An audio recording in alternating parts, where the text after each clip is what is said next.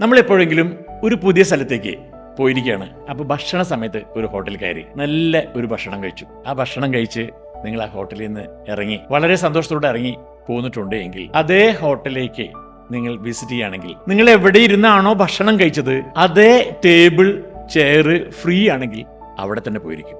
ആ സീറ്റും ആ ടേബിളും കംഫർട്ടായി നമുക്ക് അത് എൻ്റെ സീറ്റായിട്ടും എൻ്റെ ടേബിളായിട്ടും എൻ്റെ മനസ്സെടുക്കും. മനസ്സൊരു മടിയനാണെന്നേ, കുറേ കാര്യങ്ങളെ കൊണ്ടു നടക്കാൻ മനസ്സിന് ഇഷ്ടമില്ല. അപ്പം മനസ്സത് രജിസ്റ്റർ ചെയ്യും. അത് നല്ല പ്ലേസാണ്, നല്ല ഫുഡാണ്, നമുക്ക് അവിടെ പോയി കഴിക്കാം.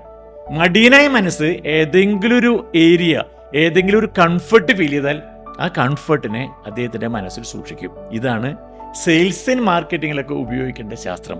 മടിയനായ മനസ്സിന് നിങ്ങളൊരു പ്രത്യേക അട്രാക്ഷൻ കൊടുത്ത്, പ്രത്യേക രുചി കൊടുത്ത്, പ്രത്യേക ആകർഷണീയ കൊടുത്ത് ഒരു ഇമ്പാക്ട് ക്രിയേറ്റ് ചെയ്തിട്ടുണ്ടെങ്കിൽ എന്നും ഒരു ഹോട്ടൽ ഭക്ഷണം കഴിക്കണം, ഈസിക്വൽഡ് ആ ഹോട്ടലിലേക്ക് പോകും. നല്ലൊരു ഡ്രസ്സ് എടുക്കണം, ആ പർട്ടിക്കുലർ ടെക്സ്റ്റൈലിലേക്ക് പോകും. ഒരു ചിക്കൻ മേടിക്കണം, നമുക്ക് ഏറ്റവും കംഫർട്ട് നൽകിയിട്ടുള്ള ചിക്കൻ കടയിലേക്ക് തന്നെ പോകും.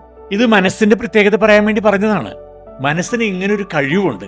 മനസ്സിൽ ഒരിക്കലും ഇഷ്ടപ്പെട്ടാൽ, മനസ്സിന് നല്ലൊരു ഫീല് കിട്ടിയിട്ടുണ്ടെങ്കിൽ അത് സബ് കോൺഷ്യസ് മൈൻഡിൽ സൂക്ഷിക്കും. അതിനുശേഷം അത്തരത്തിലുള്ള സർവീസോ ഉൽപ്പന്നങ്ങളോ വേണമെന്ന് തോന്നുകയാണെങ്കിൽ അവരറിയാതെ നമ്മുടെ സ്ഥാപനത്തിലേക്ക് മനസ്സ് തന്നെ നയിക്കും. ഇതാണ് കസ്റ്റമർ കെയറിന്റെ ഇമ്പോർട്ടൻസ്. ഇതിനെയാണ് കസ്റ്റമർ എക്സ്പീരിയൻസിങ് എന്ന് പറയുന്നത്.